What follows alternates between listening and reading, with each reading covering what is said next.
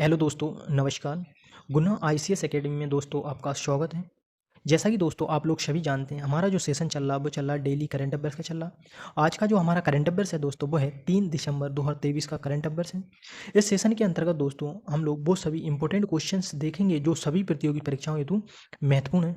अगर दोस्तों आपने अभी तक गुना आईसीएस एकेडमी का टेलीग्राम ज्वाइन नहीं किया है तो उसको जल्दी से ज्वाइन कर लें, क्योंकि इस वीडियो से संबंधित इन सभी वीडियो से संबंधित पीडीएफ फाइल एवं स्टडी जो मटेरियल है उससे संबंधित पीडीएफ फाइल सभी गुना आईएएस एकेडमी के टेलीग्राम चैनल में मिलेगी आपको। इसलिए आप पीडीएफ के लिए गुना आईएएस एकेडमी का टेलीग्राम ज्वाइन करें, जिसकी लिंक मैंने डिस्क्रिप्शन में डाल दी है। इसको सब्सक्राइब करें ताकि आपको सभी स्टडी मटेरियल जो पीडीएफ फाइल है वो टेलीग्राम चैनल से प्राप्त हो सके।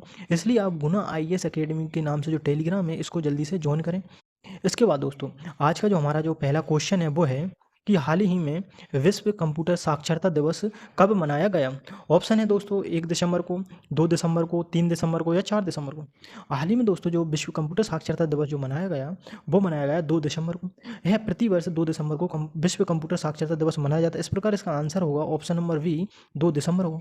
दोस्तों जैसे कि हमने देखा 1 दिसंबर को विश्व एड्स दिवस मनाया जाता है और 2 दिसंबर को क्या मनाया जाता है, विश्व कंप्यूटर साक्षरता दिवस मनाया जाता है। इसके बाद अगर दोस्तों परीक्षा पर जो चर्चा देखी जाएगी वो देखी जाएगी जैसे कि एड्स से संबंधित।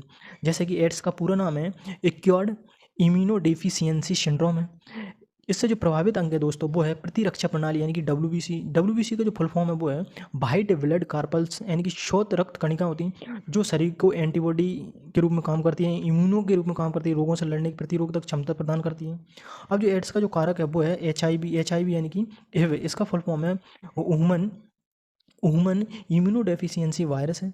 इसके जो लक्षण है एड्स के वो हैं रोग प्रतिरोधक क्षमता का नष्ट होना, कमजोरी आना। क्योंकि दोस्तों जैसे ही ये डब्ल्यूबीसी पर अटैक करता है तो जो हमारी डब्ल्यूबीसी है वो एंटीबॉडी का निर्माण करती है, रोगों से लड़ने की क्षमता रखती है।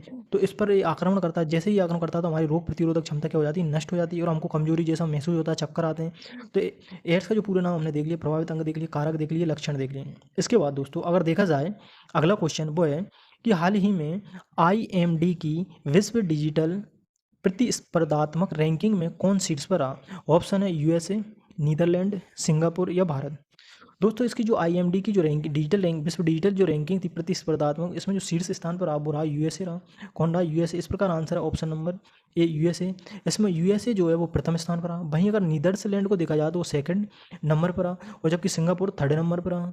अगर भारत की रैंकिंग देखी जाए दोस्तों इसमें तो भारत की रैंकिंग 49 रैंकिंग है 64 देशों में। भारत की जो रैंकिंग है 64 देशों में 49वीं रैंकिंग।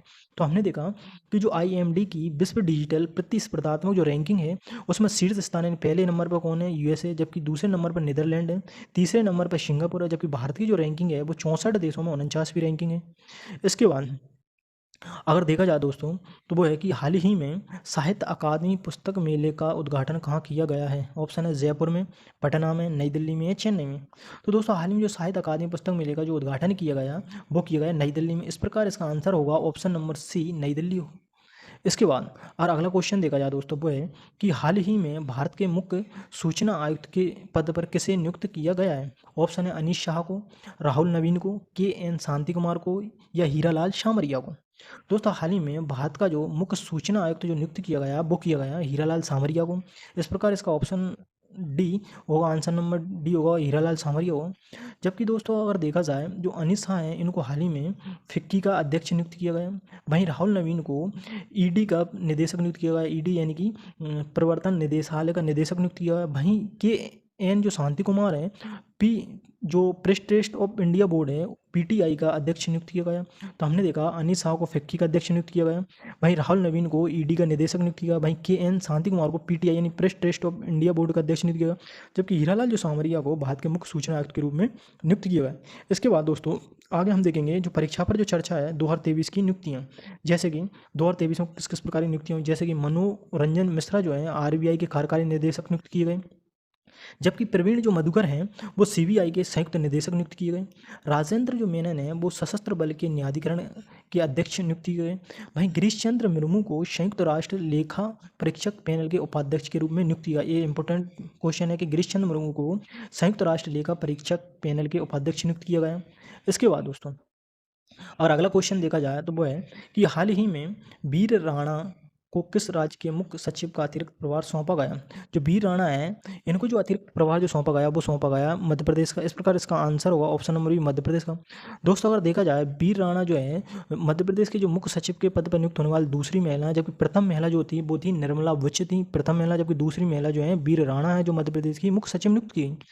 अब अगर दोस्तों देखा जाए, हाल ही में भारत में 5 राज्यों के विधानसभा के चुनाव चल रहे हैं। उनमें कौन कौन चल रहा है? एक तो राजस्थान का चल रहा है, मध्य प्रदेश के हुए थे अभी, छत्तीसगढ़ के, तेलंगाना के और मिजोरम के। इनमें से जो आज 3 दिसंबर को इन चारों राज्यों के जो रिजल्ट आ रहे हैं, जैसे कि राजस्थान का, मध्य प्रदेश का, छत्तीसगढ़ में, तेलंगाना, तो इससे संबंधित हम कल जो फैक्ट देखेंगे कि किस किस राज्य में किस किस प्रकार की सीटें आई और कौन की सरकार, किस प्रकार की सरकार बनी है, किस राज्य में कितनी सीटें आई भाजपा की, बीजेपी की या अदर सीटें। तो आज जो रिजल्ट है वो है राजस्थान के, मध्य प्रदेश के, छत्तीसगढ़, तेलंगाना का आज रिजल्ट आने वाला है अभी। इसके बाद अगर देखा जाए दोस्तों, अगर अभी तक आपने गुना ICS एकेडमी को अगर लाइक नहीं किया तो उसको लाइक करें, अगर इसको शेयर नहीं किया तो ज़्यादा से ज़्यादा लोगों के पास इसको शेयर करें, ताकि इस वीडियो से संबंधित जानकारी सभी लोगों के पास पहुंच सके। अगर आपको वीडियो ये अच्छी लगे तो इस पर कमेंट जरूर करना और इसको जरूर ज़्यादा से ज़्यादा लोगों के पास शेयर करो, सब्सक्राइब करो। इसके बाद अगर देखा जाए दोस्तों, आज का जो हमारा शुभ विचार है वो है कि कर्म करते रहिए नदी की तरह, मंजिल अपने आप मिल जाएगी समुद्र की तरह। यानी कि कर्म करते रहिए नदी की तरह और मंजिल मिल जाएगी अपने आप समुद्र की तरह। इसके बाद हमारा जो अगला क्वेश्चन है वो है कि देश का पहला टेलीकॉम सेंटर ऑफ एक्सीलेंस किस राज्य में बनाया जाएगा? टेलीकॉम सेंटर ऑफ एक्सीलेंस, यानी कि देश का पहला टेलीकॉम सेंटर ऑफ एक्सीलेंस किस राज्य में बनाया जाएगा? ऑप्शन है कर्नाटक, महाराष्ट्र, गुजरात या उत्तर प्रदेश। दोस्तों जो टेलीकॉम सेंटर ऑफ एक्सीलेंस जो बनाया जाएगा देश का पहला, वो बनाया जाएगा उत्तर प्रदेश में। इस प्रकार इसका आंसर होगा option number D, Uttar Pradesh होगा। इसके बाद अगर आगे देखा जाए, परीक्षा पर जो चर्चा है वो है उत्तर प्रदेश से संबंधित महत्वपूर्ण तथ्य। उत्तर प्रदेश संबंधित महत्वपूर्ण तथ्य, जैसे कि उत्तर प्रदेश का जो करंट से संबंधित महत्वपूर्ण तथ्य हैं, जैसे कि आंगनबाड़ी केंद्रों पर उत्तर प्रदेश सरकार ने हॉट कुक्ड मील योजना शुरू की, यानी कि हॉट कुक्ड मील योजना शुरू की, जिसमें 3 से 6 वर्ष के बच्चों को पोषण आहार से संबंधित जागरूकता दी जाएगी और उनको अच्छा भोजन दिया जाएगा। इसके बाद अयोध्या में यूपी का पहला सोलर सिटी बनाया जाएगा, जबकि भारत का पहला जो सोलर सिटी है वो कहाँ बनाया गया? सांची में बनाया गया। वहीं अगर देखा जाए, लखनऊ देश की पहली नाइट सफारी है। इसके बाद आगे अगर देखा जाए, भारत के पहले दूरसंचार उत्कृष्टता केंद्र की जो घोषणा की है वो कहाँ की? उत्तर प्रदेश में की गई है। वहीं भारत का पहला जल विश्वविद्यालय खुलेगा, भारत का पहला जल विश्वविद्यालय भी कहाँ खुलेगा? उत्तर प्रदेश में खुलेगा। भारत की पहली पोर्ट टैक्सी परियोजना का प्रारंभ भी कहाँ किया जाएगा? उत्तर प्रदेश में। उत्तर प्रदेश के कौशाम्बी में भगवान बुद्ध की 51 फीट ऊंची प्रतिमा का क्या किया गया? अनावरण किया गया। इसके बाद अगर देखा जाए कि किस संस्था ने फास्टर 2.0 पोर्टल जारी किया है? नीति आयोग ने, केंद्रीय निर्वाचन आयोग ने, भारत का सर्वोच्च न्यायालय ने या रेल मंत्रालय ने? दोस्तों जो फास्टर 2.0 जो पोर्टल जो जारी किया वो किया भारत का सर्वोच्च न्यायालय ने किया। इस प्रकार इसका आंसर होगा ऑप्शन नंबर सी, सर्वोच्च न्यायालय होगा। इसके बाद अगर देखा जाए, परीक्षा पर जो चर्चा है वो है सर्वोच्च न्यायालय संबंधित, जैसे कि इसका गठन कब हुआ? सर्वोच्च न्यायालय का गठन जो हुआ दोस्तों वो हुआ 28 जनवरी 1985 ईस्वी को हुआ। वर्तमान में अगर इसके मुख्य न्यायाधीश देखा जाए, यानी CJI, chief justice of India देखा जाए, तो वो कौन है? DY चंद्रचूड़ है। वहीं अगर हाल ही में अगर देखा जाए, सुप्रीम कोर्ट की जो प्रथम महिला जो न्यायाधीश थी मीरा साहिब फातिमा बीवी का निधन हो गया, और इसके प्रथम जो मुख्य न्यायाधीश थे वो कौन थे? हीरालाल जे कन्या थे। इसके बाद अगला जो क्वेश्चन है वो है कि हाल ही में भारतीय नौसेना के प्रोजेक्ट 15B के तहत कौन सा अंतिम युद्धपोत लॉन्च किया गया? यानी कि प्रोजेक्ट 15B के तहत अंतिम युद्धपोत जो था वो कौन था? वो लॉन्च किया गया। सूरत, इम्फाल, मोरमुगुआ या विशाखापट्टनम? दोस्तों हाल ही में जो प्रोजेक्ट 15B के तहत जो अंतिम युद्धपोत लॉन्च किया वो किया गया सूरत। इस प्रकार इसका आंसर होगा ऑप्शन नंबर ए, सूरत होगा। अब इसके तहत जो प्रोजेक्ट 15 के तहत जो युद्धपोत बनाया गया दोस्तों, वो 4 युद्धपोत बनाया गया। इसमें पहला जो युद्धपोत है वो है विशाखापट्टनम है, जबकि दूसरा जो है मोरमुगाओ है दूसरा वाला, जबकि इसमें तीसरा जो है वो है इम्फाल है, और सूरत कौन सा? चौथे नंबर का युद्धपोत है। यानी प्रोजेक्ट 15 के तहत भारतीय नौसेना में अंतिम युद्धपोत को शामिल किया गया सूरत को। पहला विशाखापट्टनम, दूसरा मोरमुगाओ है, तीसरा इम्फाल है। इसके बाद अगला जो क्वेश्चन है वो है कि हाल ही में 8वीं बार बेलन डी और पुरस्कार से किसे सम्मानित किया गया? ऑप्शन है Cristiano Ronaldo, Lionel Messi, Vinicius Junior या इनमें से कोई नहीं। दोस्तों हाल ही में जो बेलन डी और का जो 2023 में जो पुरस्कार से सम्मानित किया गया था वो किया गया था लियोनेल मेसी को किया गया था। इस प्रकार इसका आंसर होगा option number B, Lionel Messi होगा। इसके बाद अगर आगे देखा जाए, क्वेश्चन नंबर अगला वह है कि हाल ही में दुनिया की सबसे ऊंची माउंटेन बाइक रेस मोंडूरो 3.0 कहाँ आयोजित हुई? यानी कि सबसे ऊंची माउंटेन बाइक रेस मोंडूरो 3.0 कहाँ आयोजित हुई? ऑप्शन है अरुणाचल प्रदेश में, लद्दाख में, उत्तराखंड में, इनमें से कोई नहीं। दोस्तों हाल ही में जो दुनिया की सबसे ऊंची जो माउंटेन बाइक की जो रेस मोंडूरो 3.0 जो आयोजित हुई वो हुई अरुणाचल प्रदेश में। इस प्रकार इसका आंसर होगा option number A Arunachal Pradesh होगा। अब अगर देखा जाए जैसे कि अरुणाचल प्रदेश है, इसकी जो राजधानी है वो क्या है? ईटानगर है। जबकि यहाँ के जो सीएम है वो कौन है? पेमा खांडू है। पेमा खांडू यहाँ के कौन है? सीएम है। इसके बाद और आगे देखा जाए तो परीक्षा पर चर्चा है, जैसे कि हाल ही में दोस्तों सौरमंडल नया सौरमंडल की खोज हुई है। अब ये खोज किसने की है? जैसे कि ये खोज की है नासा ने की। नासा ने किस उपग्रह मिशन के तहत की? वो है ट्रांजिटिंग एक्सो प्लेनेट सर्वे सैटेलाइट के द्वारा की।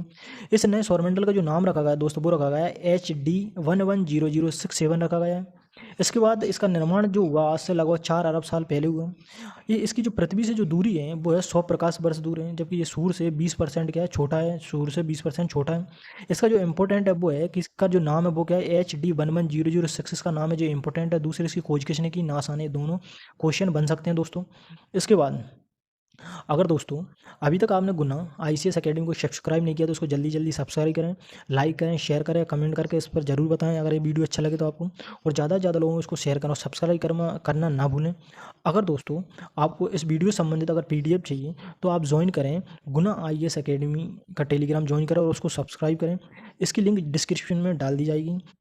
अगर दोस्तों स्टडी से संबंधित आपको कोई भी फ्री मटेरियल चाहिए तो आप इस गुना IAS का टेलीग्राम ज्वाइन कर सकते हैं, जिस पर आपको स्टडी से संबंधित सभी मटेरियल मिल जाएंगी, और जो यूट्यूब क्लास हैं उससे संबंधित PDF भी आपको वहाँ पर टेलीग्राम में मिल जाएगी। इसके लिए आपको ज्वाइन करना होगा गुना IAS एकेडमी का टेलीग्राम ज्वाइन करना होगा, जिसकी लिंक डिस्क्रिप्शन में डाल दी जाएगी। थैंक यू दोस्तों, बाय बाय, टेक केयर।